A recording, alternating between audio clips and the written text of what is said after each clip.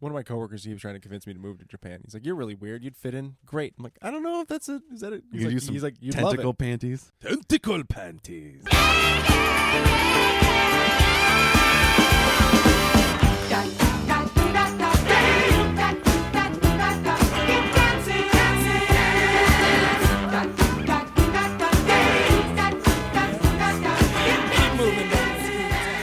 We're back.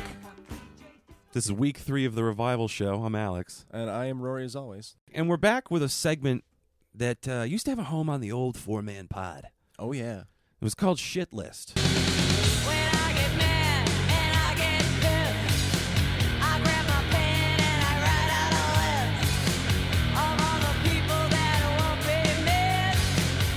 You've made my shit list. Well, my shit list, I guess, for the week then is there was this statement that got released, right, that I read by a bunch of the very, very rich, them 1%ers, a lot of 100 millionaires and some billionaires that were like, please tax us more. Well, who? Like, who was this? I don't know. Like, it was, I didn't even look at the list of the people, to be honest. But basically, it was the hyper wealthy corporate elite.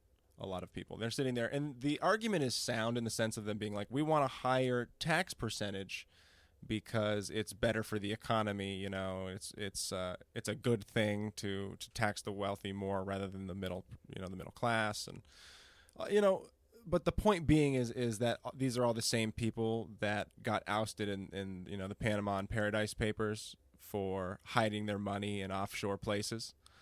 So why not just go ahead and not do that?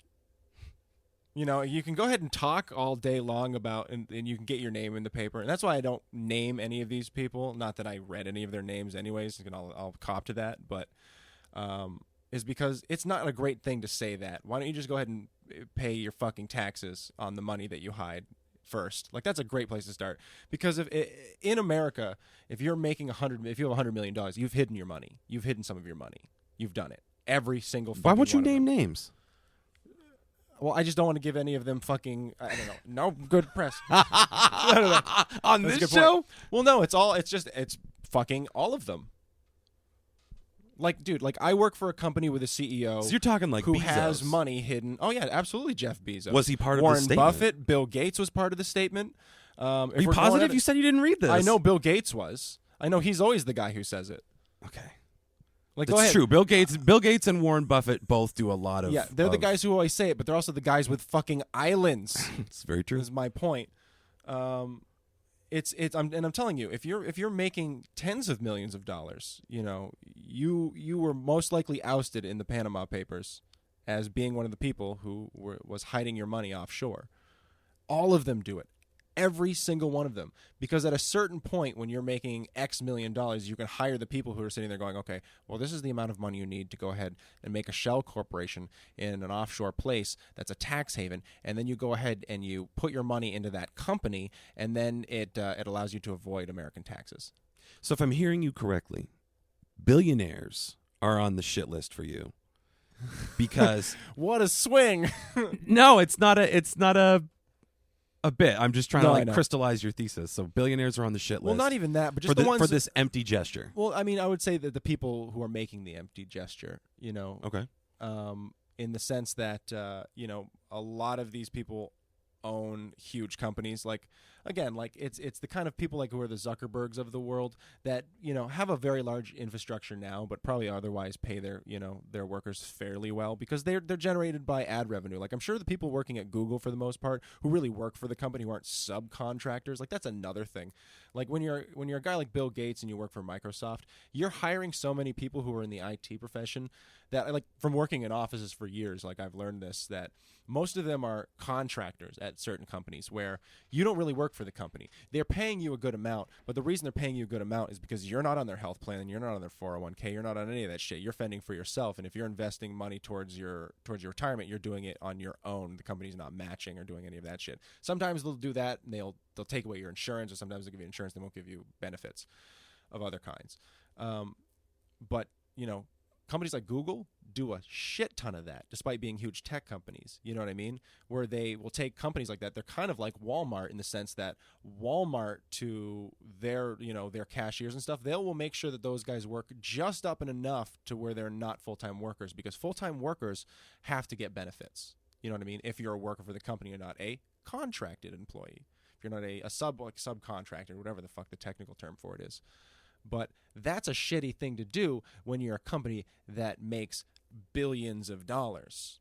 That's the point. These people suck, and they're all sitting there, and it's not to be like, I can't remember which one of the Waltons it is who sits there and goes, this isn't right. I can't remember what her name is. She has no influence in the company, but also she's fucking stupid, filthy rich. So what a brave stance. Exactly. It bugs the shit out of me for them to be like, well, you got to think about the little people. Hold on, I'm going to go over here and count my money. My lemonade fountain seems to be running dry. So it just bugs the shit out of me. You know what I mean? It's that whole blah, blah Bernie Sanders rhetoric, though, where it's like, the 1% get 80% of all of the wealth. Okay, so that's actually a good question I have for you based on this. What horse are you backing in this election? Well, you always got to back Bernie Sanders. Okay. But I don't think he'll get the election, because look at, like, if you go to a lot of the major news sources, and I hate to be that guy with the hat, it's all tinny, and some sort of foiled hat made of tin, and but they really are shitting on Bernie Sanders. They're really trying to keep him down. They've been doing a lot of talking about, like, Hillary Clinton, saying he doesn't have I can't remember what it was. They're all being very critical of the guy, but he's also getting pretty good numbers. But the establishment fucking hates him. And you kind of need the backing of the established Democratic Party in order to attain their nomination. But the established Democratic Party needs the fucking progressive wing as well, because it's a lot bigger than people realize. But see, the scary part about it is that there's also a good chance he'll get chewed apart, because he's significantly older than a lot, like, not to say that I'm like, let's go with Biden, because Biden is the established order candidate, as far as I see it. Yeah, Biden's a fucking popcorn fart anyway, so. That's who they want. You know what I mean? They want Biden, and they want to probably tag on a woman as his VP, is what they're going to try and do. For Biden's VP? Yeah.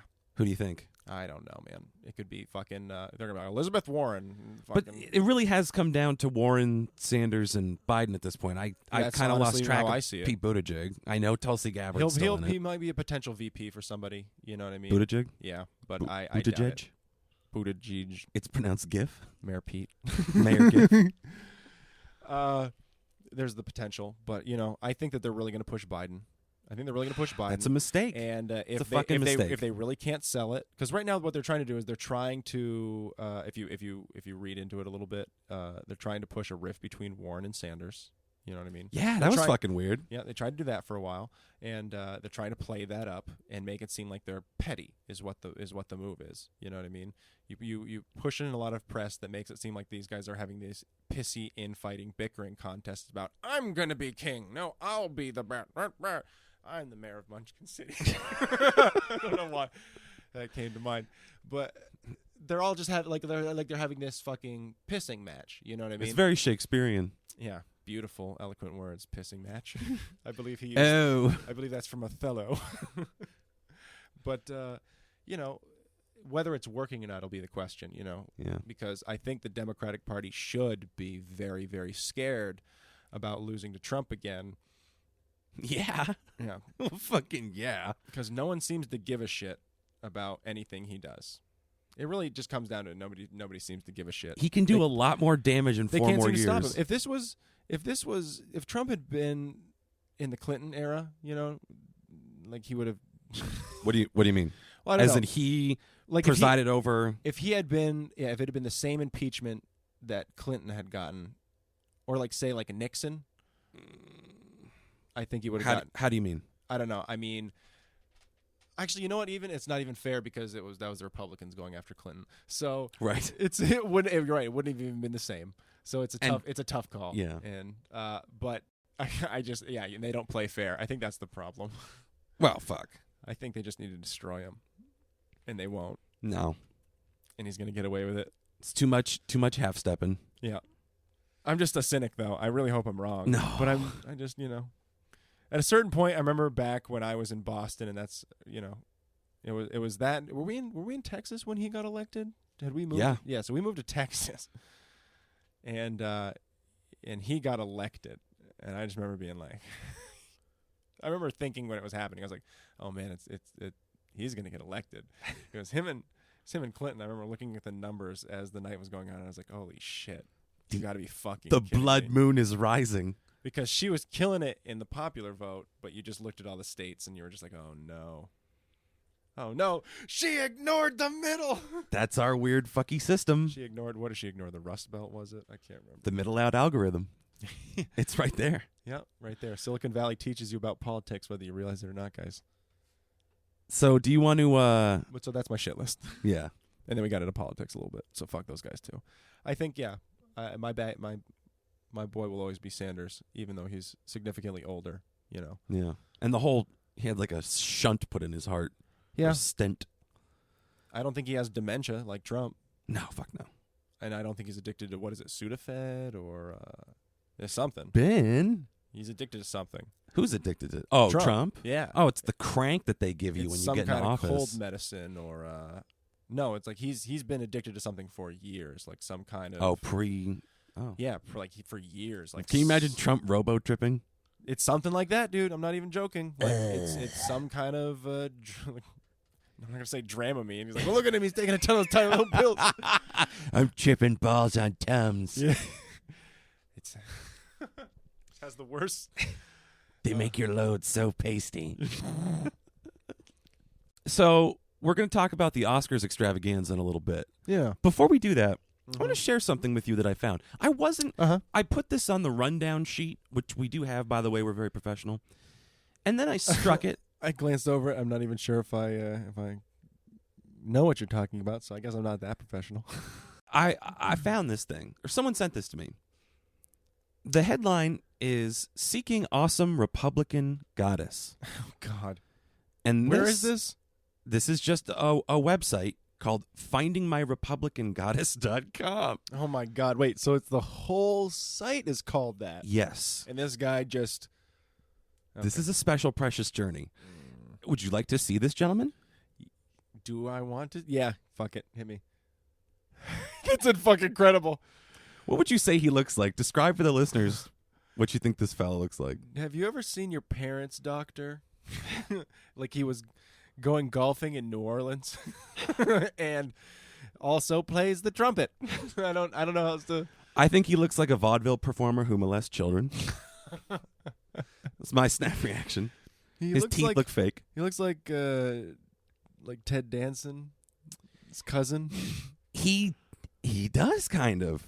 He's wearing a straw fedora and a suit that doesn't fit and pants that are too high water and a crazy tie.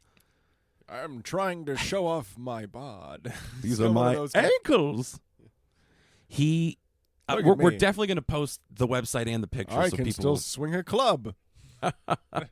You know what I mean. I don't even use a card. You want to hear what he has to say? Oh, God, please. Of course I do. After seeing that guy, please tell me what Ted Danson's cousin. Just imagine rapey Ted Danson for this. Hi.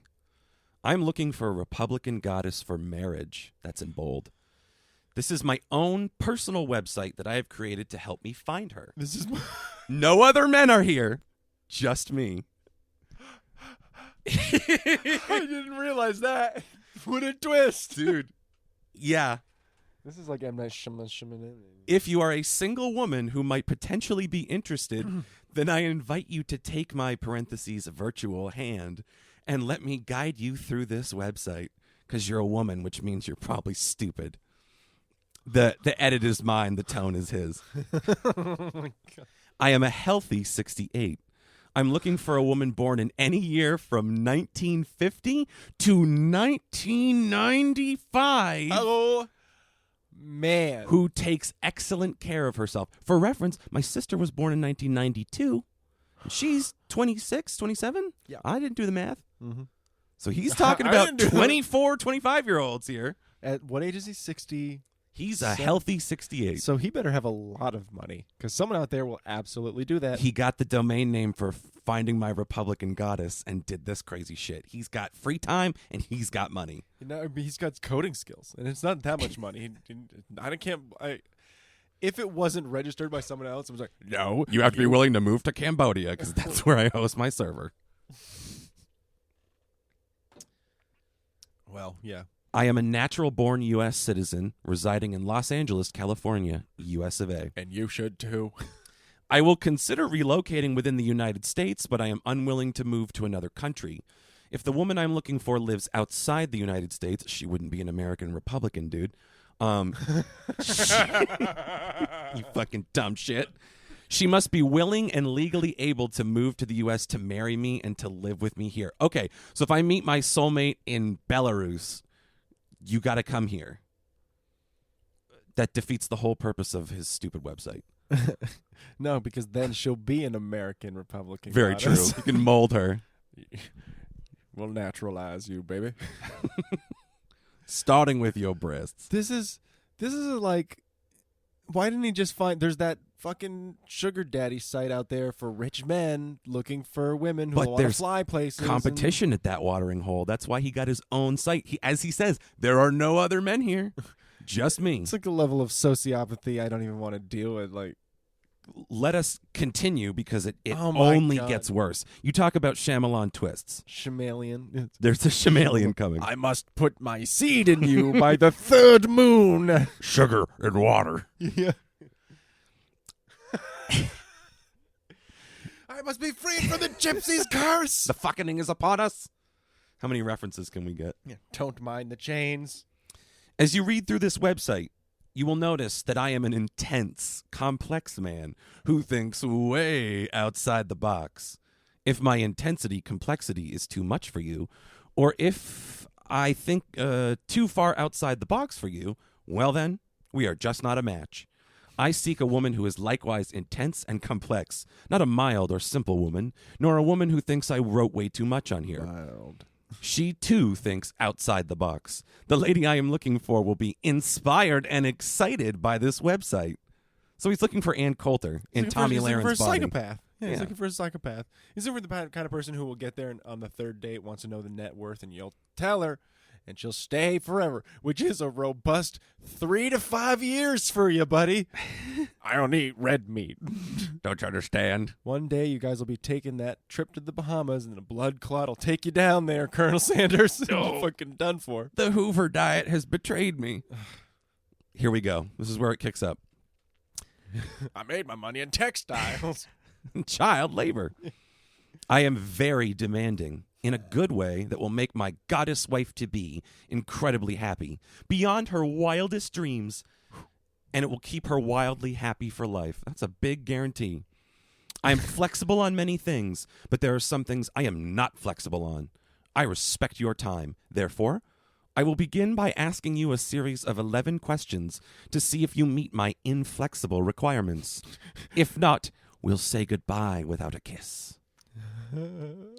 If you manage to make it through all 11 questions without a kissless goodbye, the theme of the website apparently, then I will tell you a lot about myself, the relationship I want, and the weird stuff I do with sex. Your interpretation. My interpretation. My demanding requirements. Now- fetishes. This is the kind of thing that's going to completely change my outlook on dating forever. I'm going to start going Just on Tinder dates and answer me these questions 3. Just wait, because it's still coming. When Question you realize the who's doing first. this, I will tell you far, far more than you will see in the men's profiles on any dating website. Then you will have the opportunity to fill out a detailed contact form and submit it to me with your photos. Sincerely, Reverend William. I can't. This man is the Reverend William. We shall live above the church. I am poor in material possessions, but rich in spirit and seed. With a strong background in HTML. Who wishes to see my bare bones website portfolio? One day he walks upstairs to his fucking... I just see him for some reason. He just lives in like the outcropping of a barn. Yeah. Some hay gets into his server. My future wife just sits there on fire. Oh my God. Reverend. What's his name? Reverend William. Reverend William. I'm going to ask you 10 questions, and I'm not going to tell you what they are because no cheating. 11. 11. The last one. Will you marry me? Do you want to peep the first question? Oh, they're on there. They're on here. They are. I might have to sign up and catfish this dude, but I'll do it. Click here to see question 1. If you want to help us catfish. Oh, my God. Is it like a survey? First of all, is it a survey you can answer? You can answer him. Can we answer him? We can answer him right now? question 1 of 11. How do you feel about U.S. President Donald Trump, accompanied by this photograph? Describe what you're seeing for the people. It's like he took his own headshots. Like one of them. Have you guys seen Arrested Development when Tobias hands out the headshot that's the 4 pictures of him as the tennis player, the doctor, and like a biker or some shit? Imagine that if he didn't change his costume. It's just him in a purple shirt, again, doing creepy like mime vaudeville poses. This is my favorite thing ever. This band is awful. I feel terrible tearing him to pieces, but my God, how do you feel about Donald Trump? Here's our options for that. Like him? Because he doesn't let you write a response so he can evaluate it on subjectivity. I think Trump is a great president, and I fully support him. I am open-minded about Trump, and I would like to learn why he is a great president.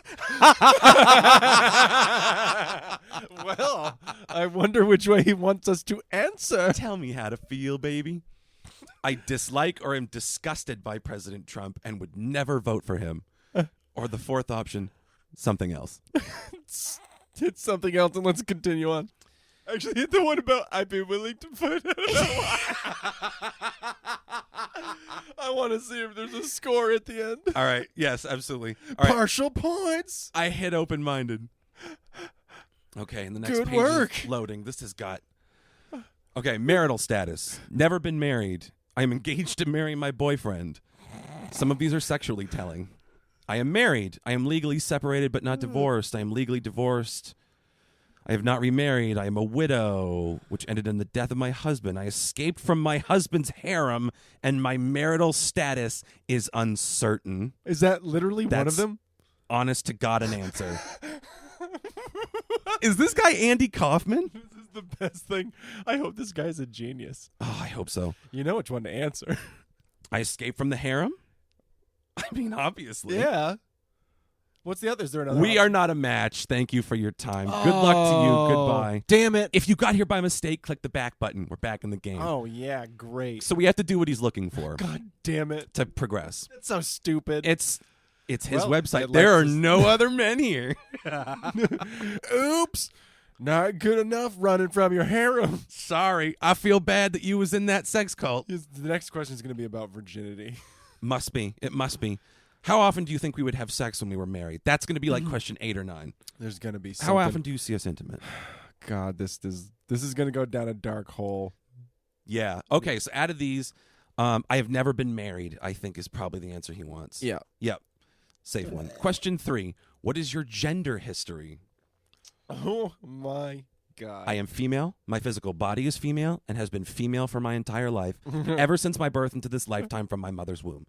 I am happy that I am female. Is that literally the whole thing? Or something else. And look at the face. He's got his hands on either cheek, and he's like at the uh-oh. I can't even. You guys have to listen. I cannot stress this enough. If you are hearing my voice right now, you must go find this website. FindingMyRepublicanGoddess.com. Please don't deprive yourself of this. Take the test. Take some time. Should we keep going? Yes. Okay. I must know. He wants us to be a girl, obviously. I must know. Please tell me more. Oh, he's so scary looking. I hate I him. wonder if by the end of this, like, congratulations, just signed up for the military. You're like, what? I don't. Shit.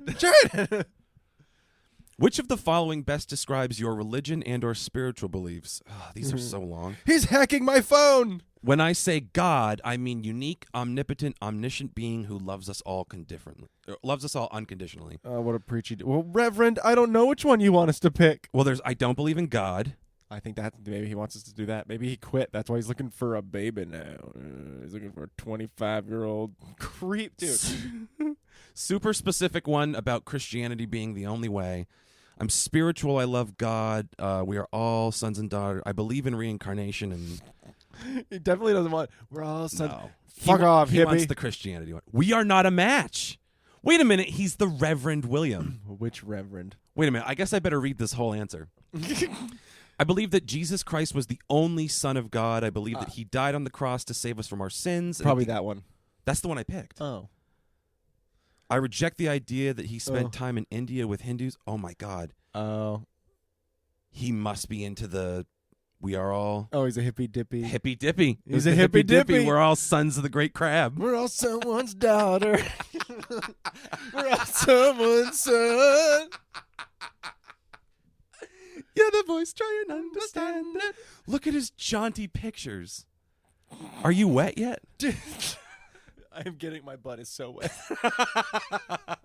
Mine too. How good is your English? Dude, this is the weirdest thing. He's looking for a Republican goddess.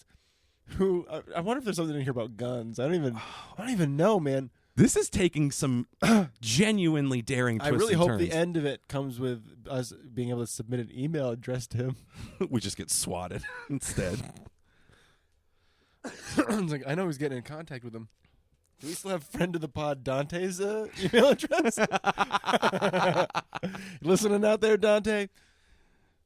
You're going to make a great boyfriend. You really are a Republican goddess on the inside Yes. to us. Yeah. How good is your English? I do not know English. I'm using a translator to read this website, but I'd like to learn. This dude wants an abroad wife. It's very clear.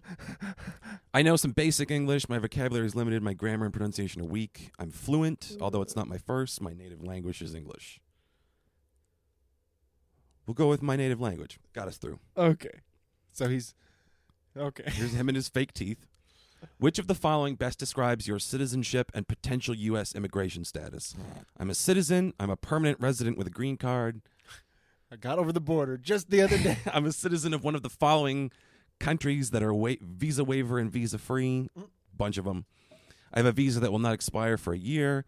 I've been granted refugee status. I'm living outside the U.S. Well, I've been granted refugee status. I'm living inside the United States illegally, but it's not my fault. One day when I was under the age of 18, my parents or other family members brought me into the United States illegally. Ever since that day, I have been living inside the United States. How oddly specific. I have Okay. never been convicted of any felony or crime. Just wait, hold on.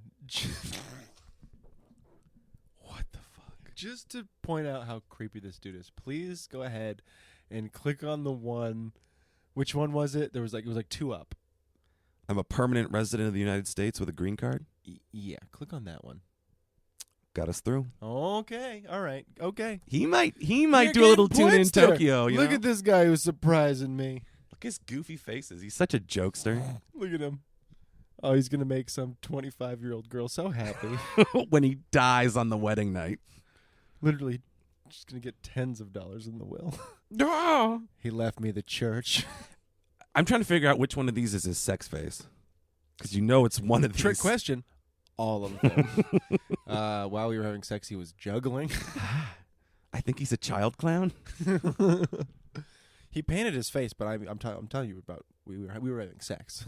Here's where it starts to get juicy and unreasonable. Okay. What is your hairstyle? What? My hair is naturally straight or wavy, but not curly. My hair falls at least halfway down my neck or longer. I have no intention of having my hair cut short. I rarely use or never use hairspray. That one seems oddly specific. Is there what the other one is something else? Is it? It is. It's incredible. But there's a third one, and I know if we click it, we get bounced. What's the third one? What I do with my hair is my business, and no man has any right to demand that my hair look, feel, or smell a certain way. Please click it. Please just We are not a match. Oh, Reverend, no. Oh, Reverend Chode. Oh no, buddy. My hair is naturally the way you want it. Do you have a trim waistline? Yes, my waistline is trim. I am not overweight, and I have healthy, well-disciplined eating habits that keep my figure beautiful. Something else. Rory laughed so hard his mic fell out. I muted myself for a second there. What I do with my body is my business, and no man has any right to demand that my figure look a certain way. Give it a try. We are not a match. What a piece of shit. Healthy waistline it is. Question 9. Oh, my God, dude. Here it is. This is the best thing ever. How do you feel about feminism? I strongly support today's feminists. Now, keep in mind, he's a wackadoo seashell Ashanti goddess Christian guy. You got to look a certain way and also love God. My God, who loves everyone, but it's also my God. We all came from the same sea turtle. I strongly support feminism. When a woman accuses a man of sexual harassment or sexual assault or rape, the woman should be believed and the man should be disbelieved.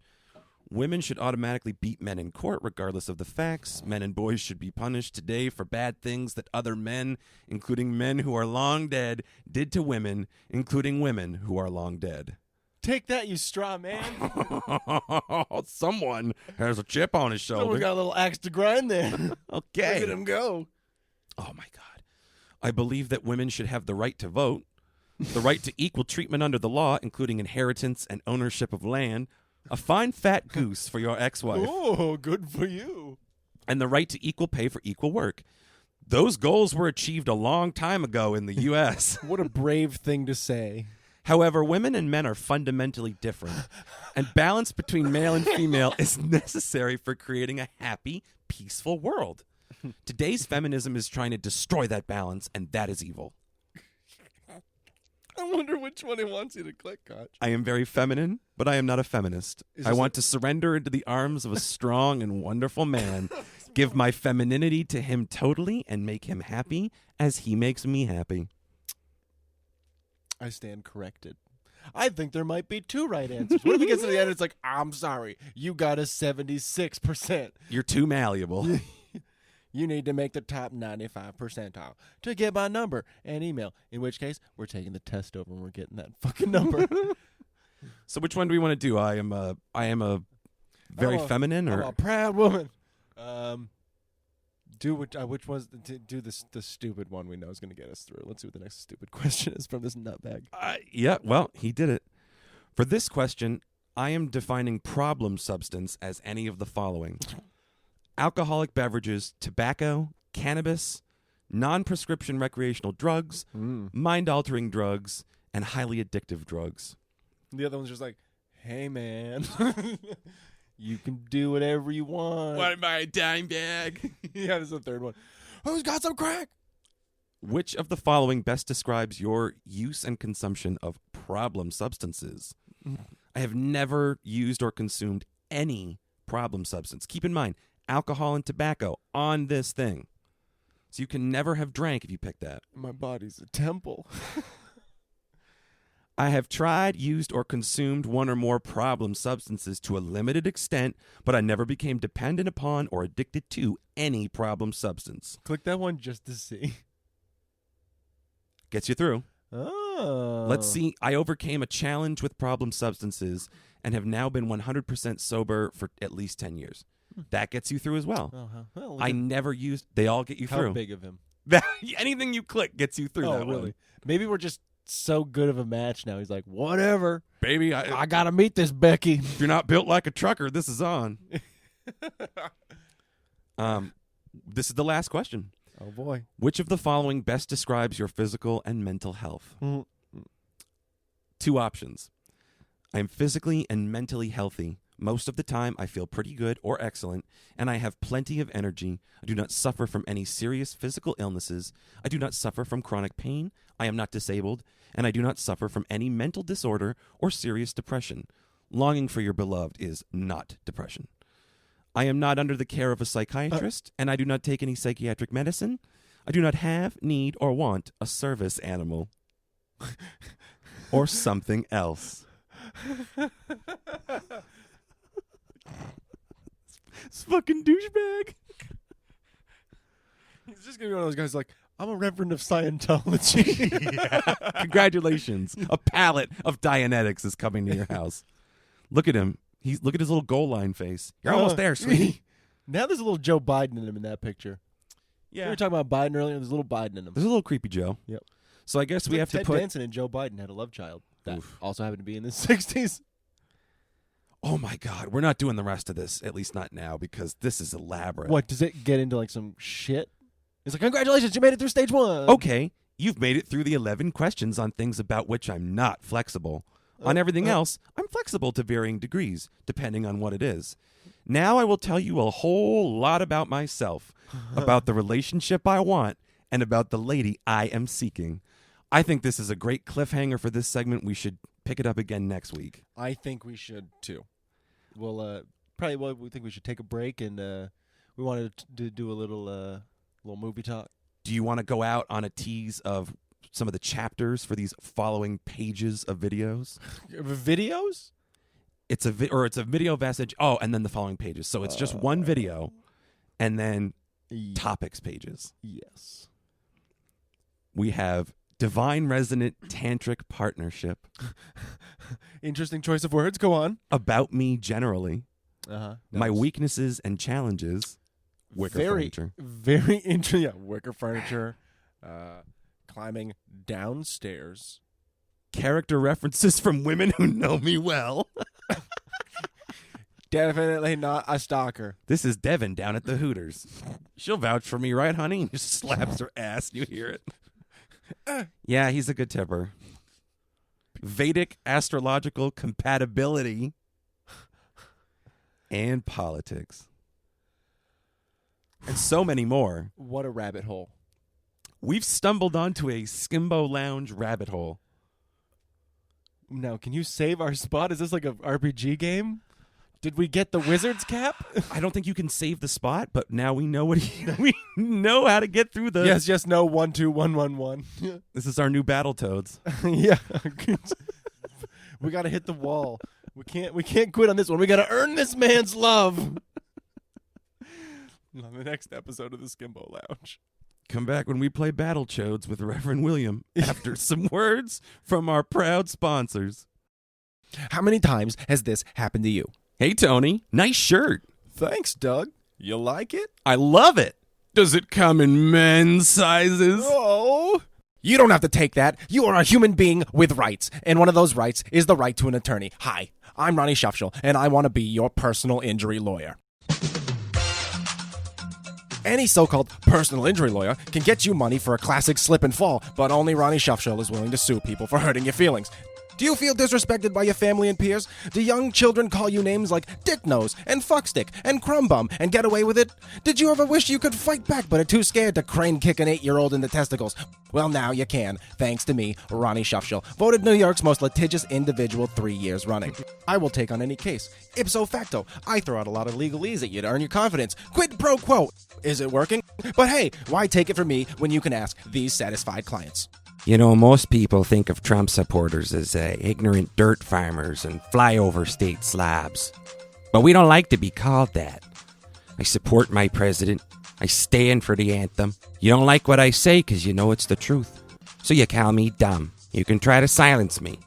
You can spam my Mitch McConnell appreciation subreddit with pictures of spent tampons. But don't you ever question my intelligences. Because I may be stupid, but I ain't too stupid to find a phone book. Thanks for the cash settlement, Ronny Shufshul. As a person of size, I face adversity on a daily basis. But when the elevator at my work was down and I was forced to climb a flight of stairs, the exertion caused me to have a small heart attack, during which I violently evacuated the content of my bowels. But the worst part was how Terry the janitor acted so disgusted when he had to hose down the stairwell, dry heaving and convulsing from the smell, really hamming it up. I've never been so humiliated. But thanks to Ronny Shufshul, I won my lawsuit, and my employers are forced to pay for my therapy. My chocolate therapy. Don't look at me! My husband called me a cunt. Now he lives in a cardboard box. Who's the cunt now, Richard? Anyone who insults you and tells you to grow thicker skin is a fucking asshole, and they deserve to be put to the sword. The sword of American jurisprudence. You're not being petty, you're teaching someone a valuable lesson, and that lesson is do not fuck with me. So why wait? Call me now. You can't put a price on human dignity, but you can put a price on Ronny Shufshul, personal injury lawyer. Call Ronny Shufshul now at 555-8008. That's 555-8008. Operators are standing by. And remember, I'll sue for you. And if I can't do that, I'll sue you.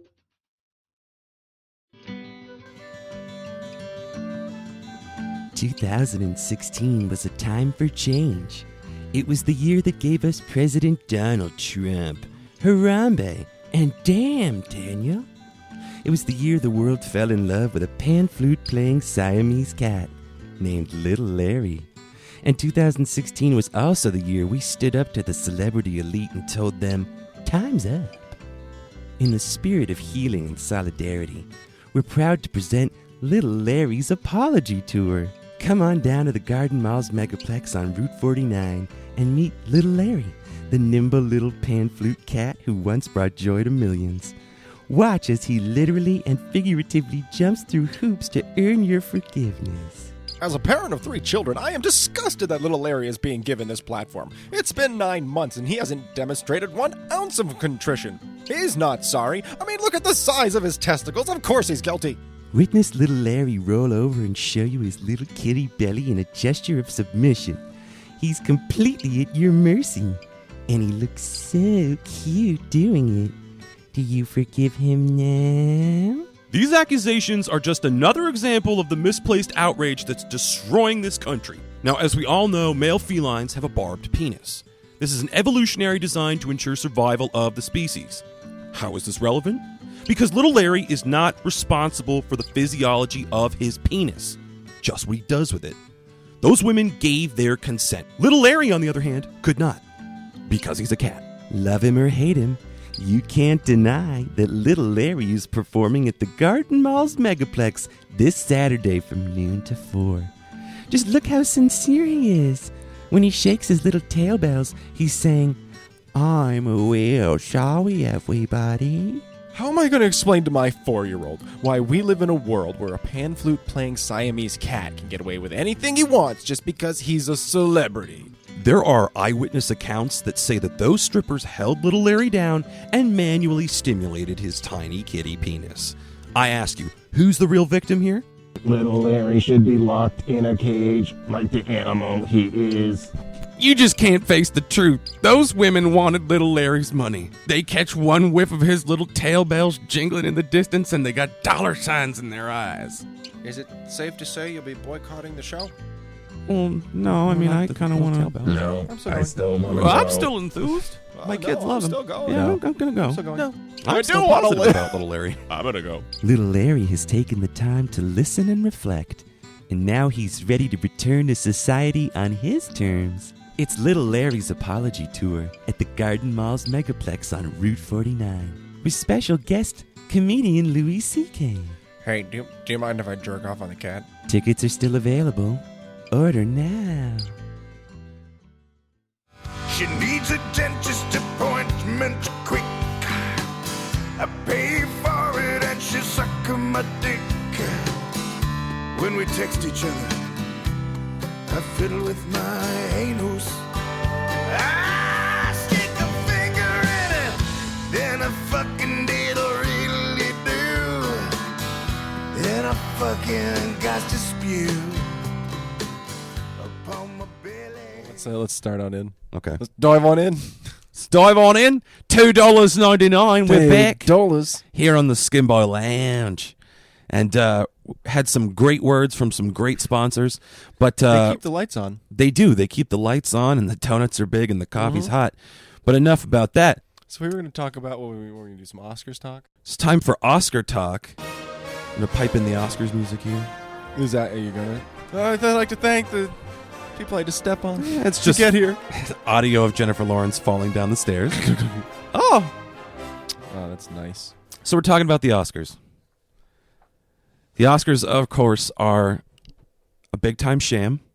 Oh, yeah. Big-time sham. You thought we were going to, like, not shit on the Oscars, maybe. Like, ooh, what are their picks? Because What are your thoughts? we are going to make picks. We're going to talk about what we would like to win, what you think is going to win based on the Oscars, because you have to know a couple things about the Oscars and how they work to understand how they're going to turn out. But so yeah, there's a very cynical way to look at the Oscars, and then there's a way to look at the Oscars as they should work. I like what George C. Scott said when he won for Patton.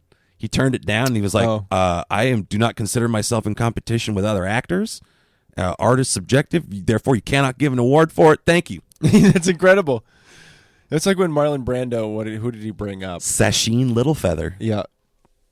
She's a Native American woman who accepted the award for The Godfather on his behalf because they were protesting the treatment of Native Americans. For The Godfather, no less. For The Godfather. Bold move from a strange and kind of asshole-ish figure, to be honest, Marlon Brando. Do you know the whole history of how he got that, too? No, go on. So real quick with that, the story behind The Godfather is amazing. So this one little tidbit. Coppola wanted Brando, but the studio said Brando causes production delays. He's difficult to work with. He's a huge asshole. Fuck him. So they insulted him. Coppola, knowing that like he really wanted Brando jockeyed, and they said, okay, here's the thing.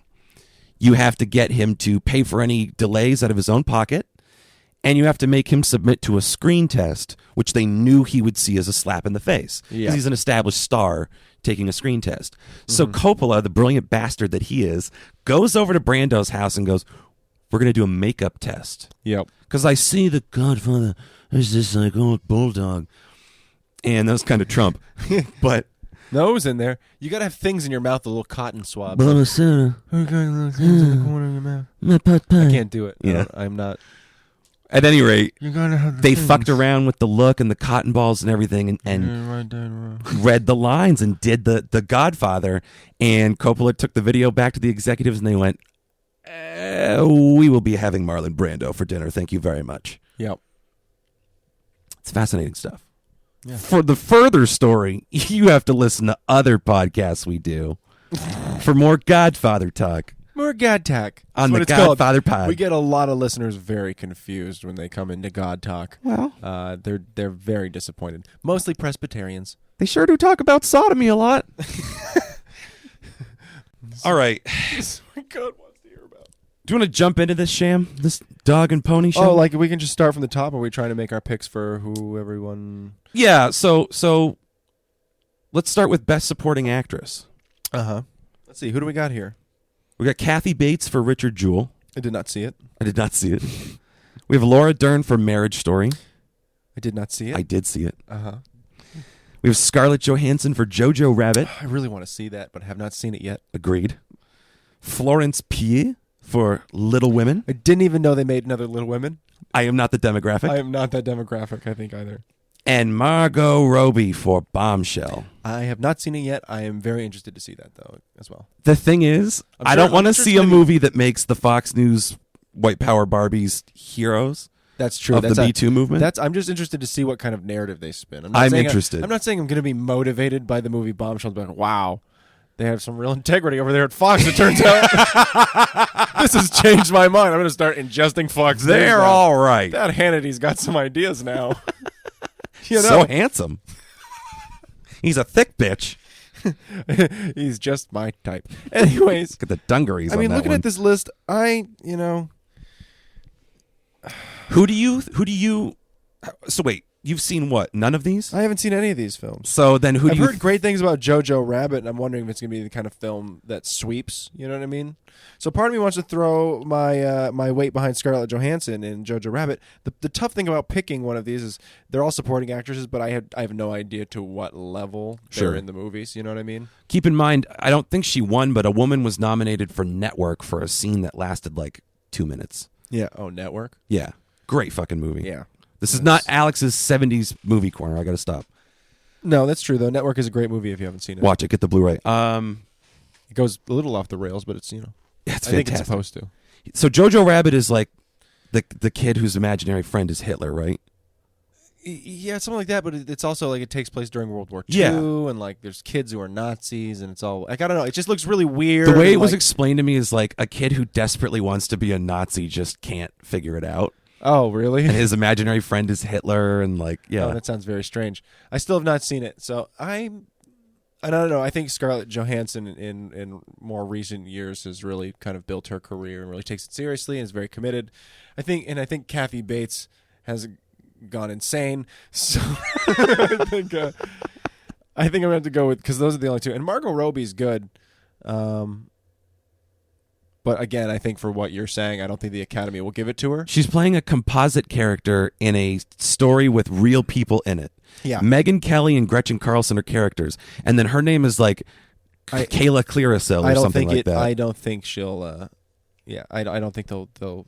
I think that's going to walk home empty-handed. So who you picking? I'm going for Scarlett Johansson. You're going with ScarJo for Jojo Rabbit? Jojo Rabbit. I mean, I know Marriage Story probably has a lot more like of what the Academy is looking for. You know what I mean? Mm-hmm.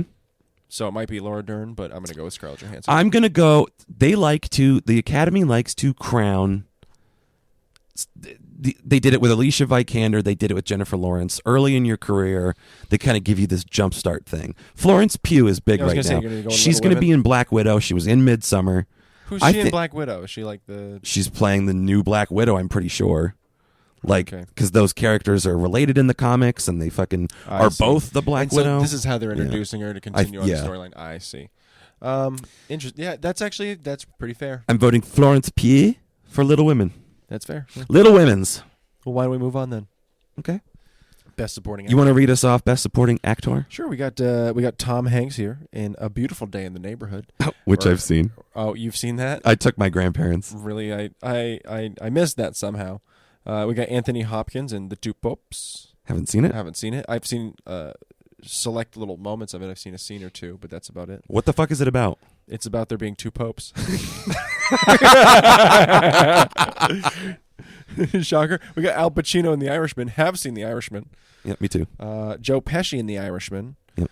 And we'll talk about that, I think, after I've done the list here a little bit. And we got Brad Pitt in Once Upon a Time in Hollywood. Which we both seen. And, yeah, of course. I've seen that as well. And, I mean, I've got my bias because I think Brad Pitt in Once Upon a Time in Hollywood was fantastic. I don't think it's... I mean, I think the Academy probably loves Brad Pitt, but I think that they... hate Quentin Tarantino more. Well, considering too, I don't want to spoil them. I don't want to spoil it for anyone. But considering they all die. I'm just kidding. They don't. None of them.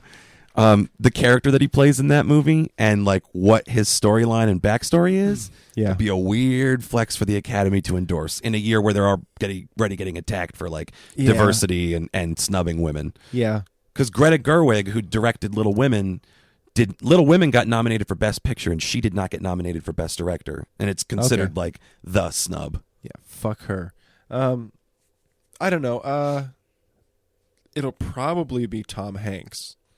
I agree with you. The Academy loved Tom Hanks. I agree with you. He just can't do no wrong, and I really hope that he doesn't get entangled in this Jeffrey Epstein shit, because his name came out on a manifest of someone who had ridden on that old plane.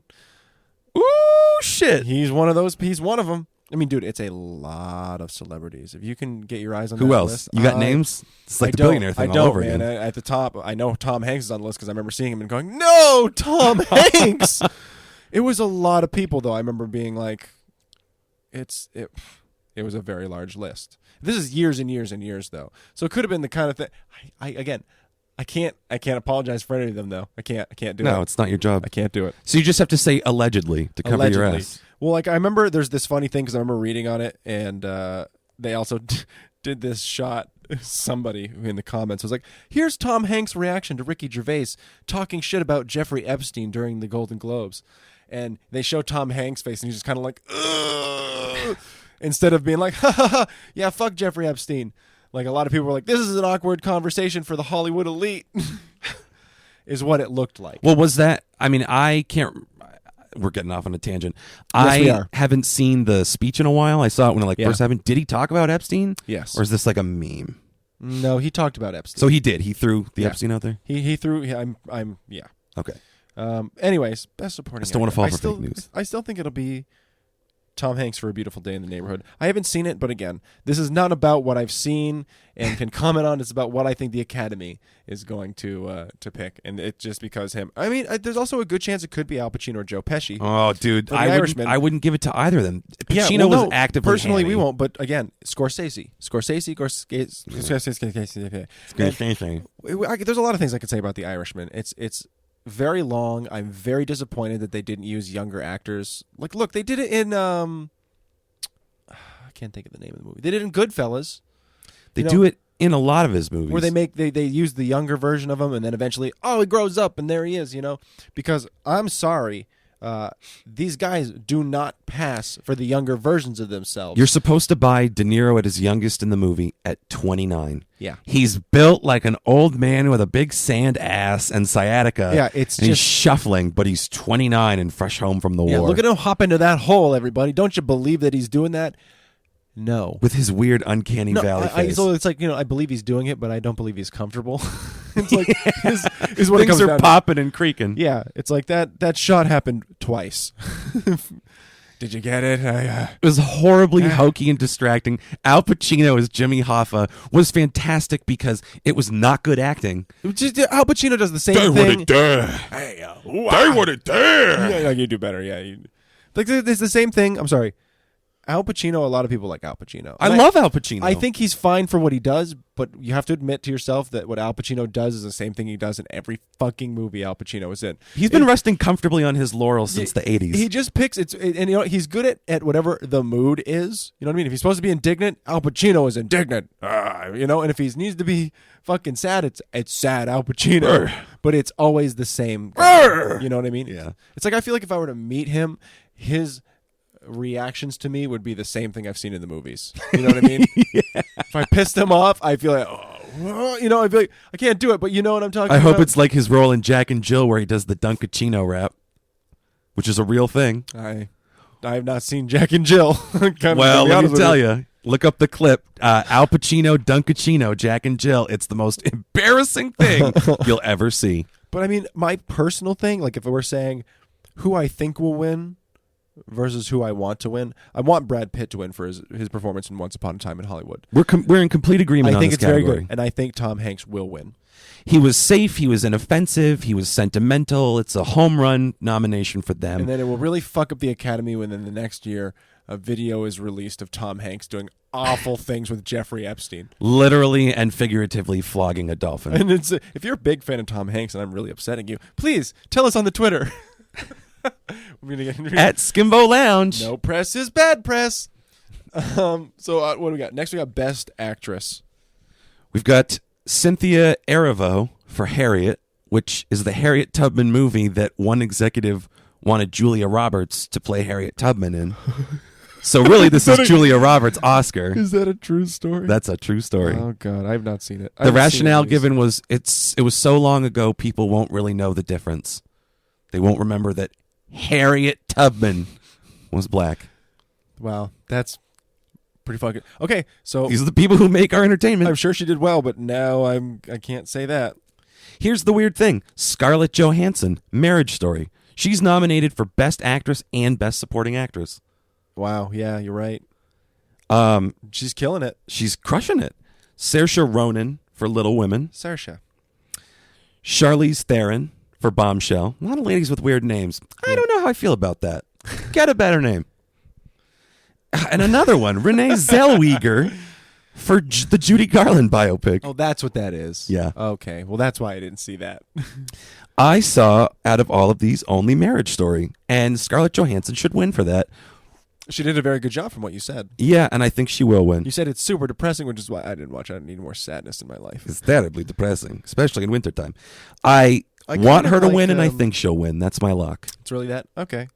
Well, I mean, of all these actresses, I really like Saoirse Ronan a lot. Again, Little Women is not the kind of conceptual horse that I'm ever going to back. I always just think of Mo Sislak from The Simpsons when he reads to kids. They were not little girls. They were little women. Who wipes the tear? That's it. Yeah. Well, now I got some Simpsons to watch. I guess I'll say, just to be different, I'll say Saoirse Ronan. You're going to say Saoirse Ronan? Yeah, might as well. Who you want or who you think? or both? Oh well, I haven't seen any of these. Yeah, I guess that kind of makes it a toss-up. I hate to say that that the Academy would be super pandering. Maybe Cynthia Erivo. That's the thing, man. Like, But if again- we want to get into that, there's they've got the dogs on their ass about the whole. Well, they love the woke culture. Well, and again, in the past, they have been pretty shitty about it. They have. I'm not saying they're But not. see, that in a sense, it's even worse. I think that's our big criticism though about the Academy. It's like it's something you It's have to all point out, sham. is that it's a sham and it's pandering and it's really about just getting you to watch and making sure that it has relevance, because as long as they have relevance, then they can guide cultural trend and they can. I mean, well, it gives them a lot more power in the entertainment industry if it's relevant. Well, exactly, and it sets trends, and it also then on like an actor level, you can ask for more money if you're nominated. You can This ask is for true. even more Yeah. if you win. And so it makes you want to kiss the ring a lot It's- more. I want to thank the Academy. Yeah. is the first thing that comes out of their fucking mouths. If this was something the ancient Greeks had invented for drama, and it was some great ordered, undying flame that had been passed down through the generations, truly an ancient honor as old as civilization itself, it'd be one thing. But this is a bunch of like fat old white dudes who awards sit for the around and actor. are like, well, let's give Green Book Best Picture because it'll shut those college students, let's call them. We'll shut that crowd up. That's like very transparently what they did. yeah. Because by all accounts, Green Book is a fucking shitty movie, and they were like, if you wanted to nominate Black excellence in film, you would have done Spike Lee's Black Klansman, which was a really fucking awesome movie. But that's why they're not going to do that though. Because that is too hot politically. So Yeah. we satisfy the political climate by doing this one movie that tells the complete, because it's about segregation in the South with Viggo Mortensen and Mahershala Ali. And it's this horrible pandering, like white savior narrative thing that they choose to reward. And then they're like, but something that actually merits consideration isn't going to get a shot because it addresses the topic too head on. Even though it takes place in like the fucking 70s. It's uncomfortable. Yeah, it's uncomfortable for uncomfortable. them. Sorry, I Best actor. blacked out and went on a rant there. Well, no, what happened? So best actor. Read us off. Let's see. We've got Antonio Banderas. Interesting, for Pain and Glory. Didn't see it. Do you know what that is? No, what's that? Pedro Almodovar. He is a Spanish filmmaker. He did Women on the Verge of a Nervous Breakdown and Voltaire, which were the only two films of his that I've seen, but they're both really good, so I should probably watch more. Mm-hmm.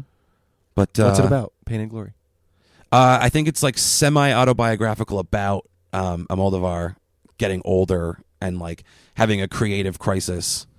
Having a crisis as a man and a son and a creative, like very dramatic. He does very dramatic, like self-reflective kind of material. Interesting. It's very good. We got Leonardo DiCaprio for Once Upon a Time in Hollywood. He does a good job. He does. He does a good job. We'll get into it. Yeah. Adam Driver for Marriage Story. Mm-hmm. We've got Joaquin Phoenix for Joker. There's the big one. Then we've got Jonathan Price. Old Old Johnny John Price. Price for The Two Pips. What are your thoughts here? This is a loaded baked potato because I have seen Hollywood, Marriage Story, and Joker. This is a bunch of shit. Here's the thing. Let's take Antonio Banderas and Jonathan Price right off the table. You think so? They have no prayer. Antonio Banderas on the quality of his work, yes, but it's going to come down. First, spoiler alert. I'll not bury the lead. It's going to be Joaquin Phoenix. It's going to be Joaquin people are going to be Phoenix. pissed. And people are going to argue that it probably should. They're going to go Adam Driver. And Adam Leonardo Driver DiCaprio- should be a close second. Yeah, Leonardo DiCaprio. For some reason, the Academy kind of hates him, so they want him to suffer more. They won't give it. Like they said, the president, the Revenant, is like, We want to see you eat a bull penis next time, "We wanna see you get motherfucker. mauled by a bear, motherfucker." That doesn't happen in there. He killed somebody with a flamethrower, and like, there's no way they're giving it to him. Yeah. Yeah. They do outlandish shit in this movie. That like weird Nazi movie that's in there. Yeah, Someone so- order the frat salad. Yeah, so I mean, like, there's here we go. I mean, honestly, I think Adam Driver is honestly a fantastic actor. Really, He is I think great. he does a great fucking job with whatever material he has. But I think that the Joker train and the hype train there is pretty damn high. So between the two of them, again, I liked Once Upon a Time in Hollywood, but I wouldn't give Leonardo DiCaprio the best actor for the year. And I know I haven't seen Marriage Story, but I like Adam Driver's work, so I'd probably give it to Adam Driver. And it'll probably be Joaquin Phoenix. You're right. And here's the thing. I think Adam Driver and Joaquin Phoenix are both equally deserving. Leonardo DiCaprio, great in Once Upon a Time. Great stuff. I think he does a fine job. No disrespect to Banderas or Price or DiCaprio, but it's the nature of what you got nominated for that takes you out of it. And I like Jonathan Pryce. I just feel like it's probably going to be the same thing we've already seen in Game of Thrones. Yeah. We'll bathe in the blood of the sepulchre. So it's Adam Driver or it's Joaquin Phoenix. Now, Joaquin Phoenix's performance has been hyped to high heavens since the first trailer dropped. And you haven't seen the movie. It's spectacular. It's a spectacular performance. Mm-hmm. It's a really good movie elevated by like that performance makes the whole thing and makes you actively sucked into it. He is the success of the movie Joker, his acting. Because when you really break it down to the screenplay and you gave it to if they decided to be reductive and give it to like some hunk, Taylor Lautner is the Joker. Oh boy. This movie would suck. Yeah, okay, I get you. Even if you did everything else the exact same way you did it in the Joaquin Phoenix version. He's so integral to... It's not just a good performance in a bad movie, or in an okay movie. It's a great performance in a solid movie. Okay. That's why it's such a crucial performance. Then again, you have Marriage Story, and Adam Driver he makes you forget that he's Kylo Ren. And Scarlett Johansson makes you forget she's Black Widow. You don't remember anything else you've ever seen them in.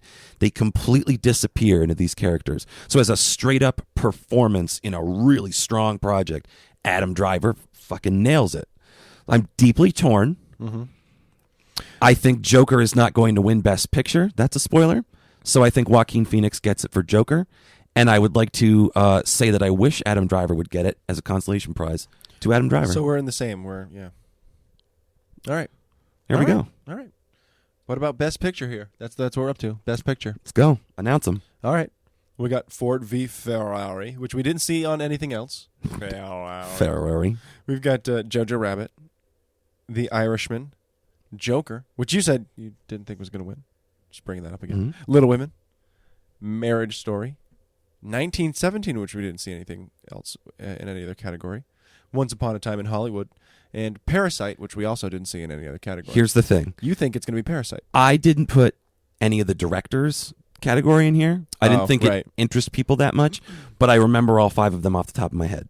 Okay. Todd Phillips for Joker. Scorsese for The Irishman. Scorsese's going to win. Tarantino for Once Upon a Time.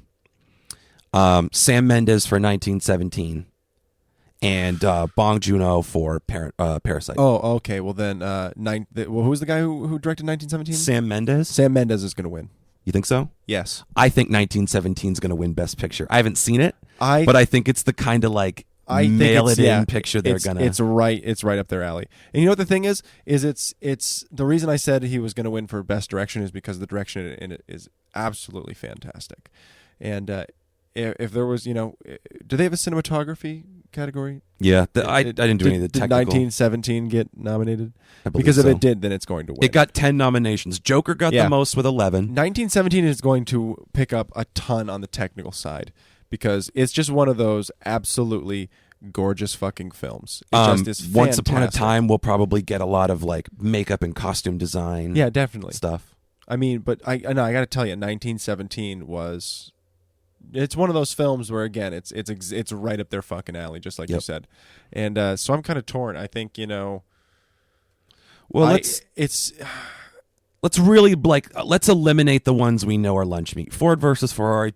This is probably out. Who fucking cares? I think the Irishman might be up there because again, it's right up their fucking alley. Jojo Rabbit, I think, is probably a little too weird. Jojo's out. Joker's probably a little too if they're gonna give Best Actor to Joaquin Phoenix, they're gonna let that be the only major kudos Joker gets, so it doesn't look like they're big white supremacist homers, and it doesn't look like all this stupid shit. That I don't factors think Little into their Women decisions. will win either because it's a reboot, or a remake. I don't know which one. I know it's one of them. We're rebooting the Little Women universe. Yeah, so I They all think have it's going to be. superpowers. It's either going to be, The Irishman, Marriage Story 1917, or Parasite. And I don't think it'll be Once Upon a Time in Hollywood because, again, I think they're going to snub Tarantino as much as they possibly can. They might. He might get Best Director. He could get Best Original Screenplay. I'm telling you, I think Scorsese or the guy who directed 1917. It's just you got to see that. That's a good movie. Yeah. See, and I I've don't want to seen- ruin anything about it because it's one of those movies. It's beautiful and it's got a strange pace and it's very abrupt. Yeah. And it's hard to give anything away because the plot is just like it's right there on the top. Yeah. Well, it's hard because and then just a lot of shit happens. It's one of those kind of movies. Yeah. Neither of us has seen Ford versus Ferrari or Jojo Rabbit. No. Or Little Women. No. We both saw The Irishman. I saw Joker. I saw Marriage Story. You saw 1917. We both saw Once Upon a Time. I saw Parasite. Yes. That is who I would give Best Director to, Bong Joon-ho. In Parasite? Yeah. That movie is tight. Well, that's winning a ton of awards too. Should. It's fucking really good. It's really good. And honestly, it would be my choice for Best Picture in a perfect world, but I think it's going to be 1917 because it's the prestige, right down the middle, sitting dead red kind of thing they like to award. Historical, bland. Yeah. Honestly, I think it'll be that, or I think, again, where they don't like Tarantino, they really like Scorsese. Mm-hmm. So part of me leans towards The Irishman because it's sort of like his swan song, and they might just be like, pat, pat, pat, pat. Here you go. I mean, I don't think it's a swan song. I think he's going to keep making movies, and if they dip in quality, then yeah, yeah, you got it's a fair. Could point. be a swan song for the Oscars if he, keeps dropping stinkers. Irishman wasn't a stinker; it just wasn't great. Well, hold on. Okay, I'm going to go ahead and I'm just going to, because I've seen it and I thought it was really good. I'm going to go with 1917, and then I want to talk about The Irishman a little bit. Before we talk about The Irishman, can I give you my two snubs for me personally? Yeah, go ahead. Eddie Murphy should have been nominated for My Name is Dolomite. Oh, interesting. He was fucking incredible as Rudy Ray Moore. As doing the character, yeah, he did a good job. I saw My Name is Dolomite. Oh, you watched it? Yeah, I watched My Name is Oh, Dolomite. I didn't know that. Yeah, it's good. Oh, it was so good. He was fucking awesome. He should have been nominated for that. And The Sandman, Adam Sandler, friend of the pod. Oh, you think because he got the snub at Uncut Gems? He should have been nominated for Uncut Gems. He was fucking great in that. Yeah, it's a weird thing. I would give him that Oscar and, over Joaquin Phoenix. He's the gentleman who shows up in Knives Out and is also in Uncut Gems. That guy's everywhere. He's fantastic. He's the guy who is in Get Out as like the other guy there who they take the picture of. And Lakeith Stanfield. Yeah. He's fan-fucking-tastic. He's awesome. I don't know why he why. Because I personally thought Knives Out was a fantastic movie. Yeah, Knives Out was great. That got nominated, I think, for like screenplay and stuff. Okay, well that's good. And I can understand why they didn't nominate anyone in that for acting or anything because it's so unorthodox. Sure. It's a really strange movie. Well, it's pretty like hammy. big, broad, hammy. It's hammy. Although I really liked. God, I'm having such a hard time with names today. With James Bond's.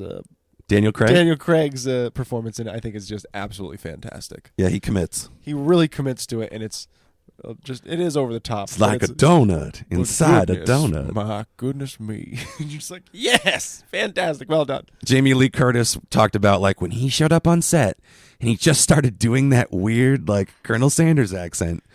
We were all immediately like, and now the movie comes together. This is fantastic. Just Daniel Craig being like, I'm just a simple, private investigator. Yeah, it's so good. It's fantastic. So if you haven't seen Knives Out, do yourself a favor. It's a good one. Highly recommend it. Fantastic script. Great throwback to the Whodunit. Yep. If you liked Clue, you'll like this. The Academy is a weird place, I guess, You wanted to talk about The Irishman. Well, I did because everyone seems to love it. It seems to be getting so much great critical acclaim, and I just, again, maybe I get too bogged down in the fact that I see them being like, "You're 29, Robert De Niro's character. In this scene, you are 29 years old." Don't do the drop foot thing you're doing when you get out of the truck. It's like, oh look, the kid's age, but Robert De Niro doesn't. How about that? At a certain point, you're just sitting there like. I think that the concept of the movie is interesting, but what I wanted personally was a little less flashbacks to back in the day, and a little bit more of them dealing with the aging gangster coming to term with it. You know? Yes, because that's Martin Scorsese. He's an aging gangster coming to terms with that. That's what they haven't done. That's what he hasn't done yet. He's done all the other shit that you see in the movie. Yeah. And he's done it better. It's just Goodfellas with old dudes. Yeah, it's not that it's not a good movie. It's not that it's not shot well. It's the characters at the ages they try to pass them out as wildly unbelievable, and that is a huge problem for me. Notice that Bobby Digital didn't get nominated for Best Actor. Yeah. De Niro, he didn't get it. Why would he? Why would he? I'm just pointing that sorry, out. I'm just pointing that out. You look at his performance in that, and it's nothing he hasn't done already. And that's like I have never seen the Academy nominate the same guy doing the same role every single fucking year. He just looked like he wasn't there. Was. Think about it. That's just yeah, you're right. It's like he was, and maybe that's the character he chose, was to be this sort of like morally vacuous person. He's just not there because he's just so dead inside that because like the war fucked him up, and he's just all he's good at now is just solving problems by killing people. Like that's what he's good at. He'll run into a place and just shoot everybody. But you know like what I mean? he and Pacino were in two completely different movies because you had Robert De Niro. To the point where I'm like, did their schedules not match up, and Scorsese had to film them on green screens and edit them into the scene together? So like deadpan and yeah, because everything Robert De Niro did was like animated and it was the same cup again. of coffee, and then Pacino, he wasn't there. Yeah, just so over the top. Yeah, it's a which good I guess point. maybe Jimmy Hoffa was. But then you go ahead and you look at Scorsese and you're sitting there and you're going, maybe he picked people like Pacino and Pesci and De Niro because when you look at them all, they all kind of do the same fucking thing nowadays. But it wasn't a treat. It was pitched as a treat. Like, these gangster movie icons are teaming up for, I believe, the three of them for the first time. First time Pacino worked with Scorsese, right? Fairly certain. Probably. Fairly certain it's the first time Al Pacino worked with Scorsese. Weird. Someone feel free to correct us on that. I'm trying. But it had all this fanfare of like a homecoming of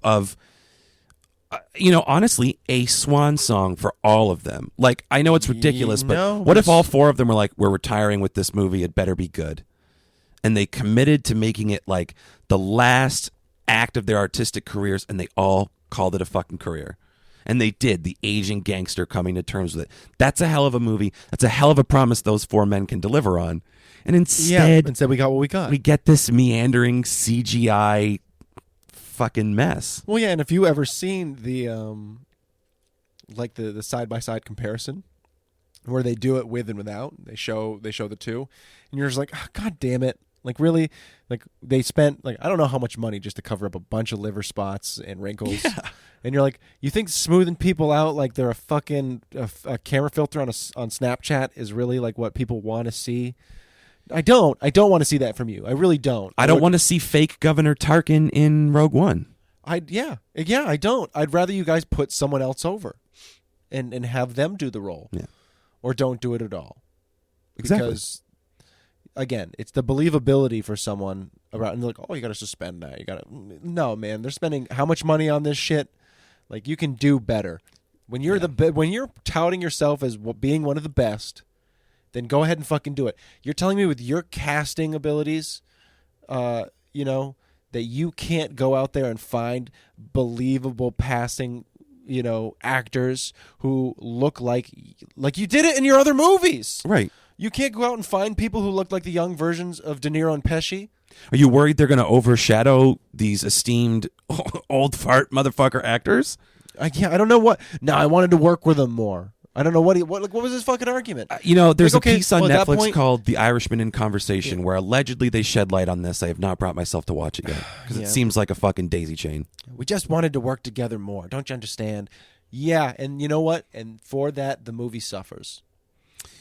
Is a big disappointment. I think is the best way I can sum The Irishman up. Is like, I watched it and I had that instant reaction where you're like, I liked it, and then you realize, no, your brain's telling you to like it because it's Scorsese, and you're not allowed to have a negative opinion. And like, oh, look, and he's making really bold claims, like the mob killed Kennedy, and then and obviously the mob killed Jimmy Hoffa. Nobody's fucking questioning that shit. This is how they probably did it. It's like, yeah, great. Look, the mob knew how to kill people and not leave a trace. What a shock. Wow. It's like, look at all the people the mob has probably killed that you never heard about in your lives, that the cops didn't figure it out. You think just because it was him and he was important that it wasn't just as easy for them to do and bring him to, like, again, probably bring him to a fucking house and roll him up in a fucking carpet. It's like, oh, what a bold thought that he had. Scorsese, look at him go. Like, no, I just don't. Again, I like you, I was disappointed. Yeah, I would have rather Scorsese made a documentary about it. Sure. I'd have rather he made a documentary about it and maybe done. I mean, show me how the mob killed Kennedy. Yeah, Show exactly. me. Show me how the mob killed Kennedy. Here's a picture of him on the grassy knoll. I'll watch that movie. It's just Al Pacino as Kennedy. Jimmy Boggs out there on the knoll. Ich bin ein Berliner. That's the worst. That's the worst fucking idea in the world. Al Pacino as JFK in an assassination thriller. It's perfect. Who plays his wife? Caitlyn Jenner. And then I think Seth Taylor Swift. It's a whole big number at the end. Seth Rogen plays a time traveler. I'm gonna stop him. Nice. That's a great movie we just wrote, and I feel like a good note to end on with our star-studded extravaganza Hollywood talk. Yeah, it's fantastic. Think about that one. You guys go ahead on Twitter. Tell us who Lee Harvey Oswald should be. Anyway, that's us for another week. Rory, you got anything you want to plug? Everyone, check. No, I don't. Swell. Well, then we'll see you next week. Good night. Go fuck yourselves. Goodbye.